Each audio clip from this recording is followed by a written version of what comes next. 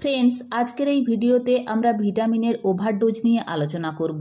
অর্থাৎ ভিটামিন বেশি পরিমাণে খেলে আমাদের শরীরে কি কি পার্শ্ব প্রতিক্রিয়া এবং কি কি ক্ষতি হতে পারে সে সম্পর্কে আলোচনা করব এবং আপনাদের একটি স্বচ্ছ ধারণা দেওয়ার চেষ্টা করব। দেখুন, ভিটামিন হচ্ছে আমাদের শরীরে একটি প্রয়োজনীয় এবং গুরুত্বপূর্ণ উপাদান। অধিকাংশ ক্ষেত্রেই কিন্তু এই ভিটামিন বাইরে থেকে ট্যাবলেট, সিরাপ কিংবা সাপ্লিমেন্ট হিসাবে নেওয়ার কোনো প্রয়োজন হয় না। আজকালকার দিনে যে সমস্ত বাজারজাত খাদ্য সামগ্রী পাওয়া যায় তার মধ্যে সাপ্লিমেন্ট হিসাবে ভিটামিন যোগ করা থাকে এবং যার মধ্যে সমস্ত রকম প্রয়োজনীয় ভিটামিন অ্যাড করা থাকে। এছাড়া আমরা আমাদের ডেলি ডায়েটে অর্থাৎ প্রতিদিনের খাবারের মধ্যে আমরা প্রয়োজনীয় ভিটামিন, মিনারেলস এবং অ্যান্টিঅক্সিডেন্টগুলি পর্যাপ্ত পরিমাণে পেয়ে যাই। আমাদের শরীরে ভিটামিনের ঘাটতি হয়ে থাকে মূলত দুটি পরিস্থিতিতে।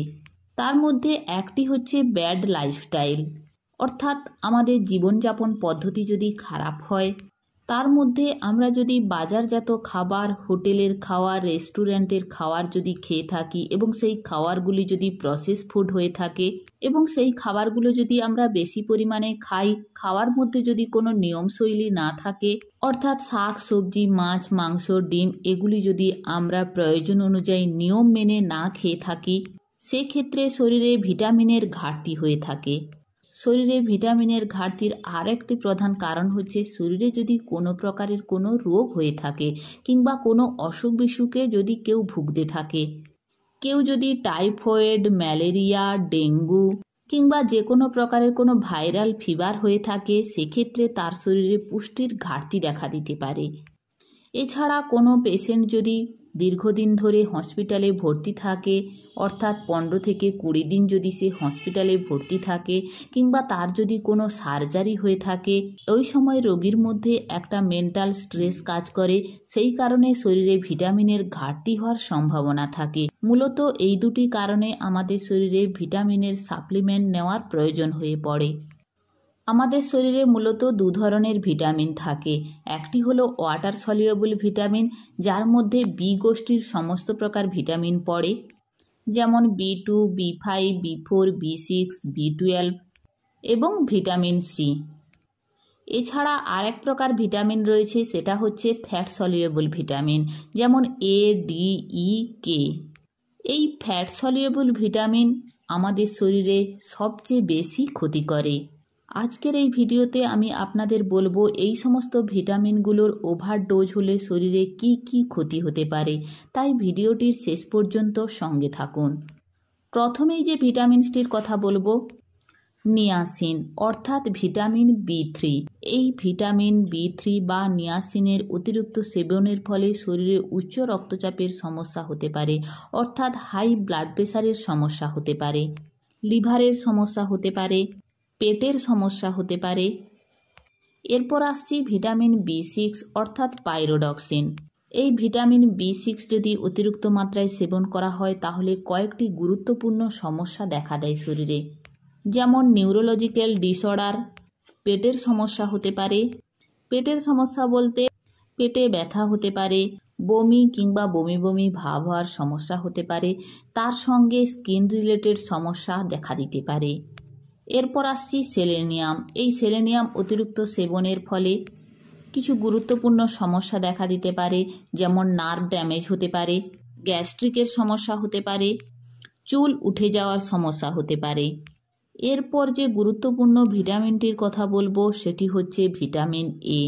এই ভিটামিন এ যদি অতিরিক্ত সেবনের ফলে কিংবা অতিরিক্ত যদি শরীরে গ্রহণ করা হয় তাহলে বেশ কিছু পার্শ্ব প্রতিক্রিয়া দেখা দিতে পারে। প্রথমত চুল উঠে যাওয়ার সমস্যা দেখা দিতে পারে, এটা একটা কমন সমস্যা। তার মধ্যে পেটের সমস্যা হতে পারে, লিভারের সমস্যা হতে পারে, বোন রিলেটেড অর্থাৎ হাড় সংক্রান্ত যে কোনো সমস্যা হতে পারে, বোন ডিস্ট্রয় হতে পারে। এই ভিটামিন এ অতিরিক্ত সেবনের ফলে মাথায় প্রেসার ক্রিয়েট হতে পারে। এছাড়া যারা স্মোকিং করেন তাদের ক্ষেত্রে এই ভিটামিন এ অতিরিক্ত সেবনের ফলে তাদের লাংস রিলেটেড যে কোনো সমস্যা দেখা দিতে পারে।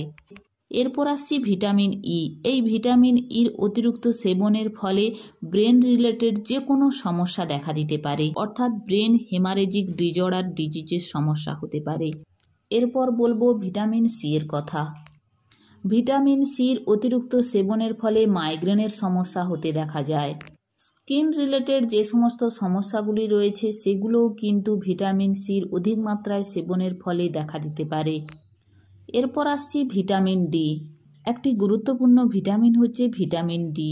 যাদের বয়স 40 থেকে 45-এর ঊর্ধ্বে রয়েছে তাদের ক্ষেত্রে ভিটামিন ডি এর ঘাটতি একটি কমন সমস্যা। এই ভিটামিন ডির অতিরিক্ত সেবনের ফলে শরীরে কিছু গুরুত্বপূর্ণ সমস্যা দেখা দেয়, যেমন অ্যারিথমিয়ার সমস্যা, হার্ট রেট খুব বেড়ে যাওয়া কিংবা কমে যাওয়া। এই সমস্যাগুলো কমনলি হতে দেখা যায়। হার্ট ডিজিজ কিংবা হার্ট রিলেটেড যে কোনো সমস্যা হতে দেখা যায়, কিডনির সমস্যা হতে দেখা যায়, পেটের সমস্যা হতে দেখা যায়। শরীরে যদি ক্যালসিয়ামের পরিমাণ বেড়ে যায় তাহলে এই ধরনের সমস্যাগুলো মূলত দেখতে পাওয়া যায়। এরপর আর একটি গুরুত্বপূর্ণ উপাদানের কথা বলবো, জিঙ্ক। এই জিঙ্ক অতিরিক্ত সেবনের ফলে হেমাটোলজিক কোনো প্রবলেম হতে দেখা যায়, স্কিন রিলেটেড যে সমস্ত প্রবলেমগুলো রয়েছে সেগুলো হতে দেখা যায় এবং মুখের স্বাদ পরিবর্তন হতে দেখা যায়। অর্থাৎ মুখে সে খাবারের কোনো স্বাদ পায় না যদি সে অতিরিক্ত পরিমাণে জিঙ্ক সেবন করে থাকে। আজকের এই ভিডিওটির মাধ্যমে আমি আপনাদের বোঝানোর চেষ্টা করলাম যে এই সমস্ত ভিটামিনগুলো অধিক পরিমাণে শরীরে যদি গ্রহণ করা হয় তাহলে কি কি ক্ষতি হতে পারে এবং কি কি পার্শ্ব প্রতিক্রিয়া হতে পারে সে সম্পর্কে আলোচনা করলাম এবং আপনাদেরকে একটি স্বচ্ছ ধারণা দেওয়ার চেষ্টা করলাম। তাই বলবো যে কোনো ভিটামিন কিংবা সাপ্লিমেন্ট নেওয়ার আগে অবশ্যই আপনার নিজের ডাক্তারবাবুর সঙ্গে সলা পরামর্শ করবেন।